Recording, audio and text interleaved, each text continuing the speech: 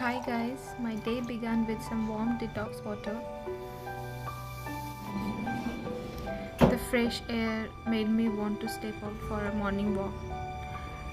He was ready to give me company.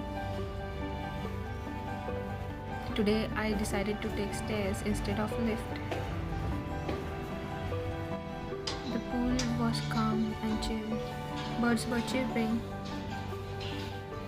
Hello. Back inside, I took a mindful pause to wash the fresh vegetables.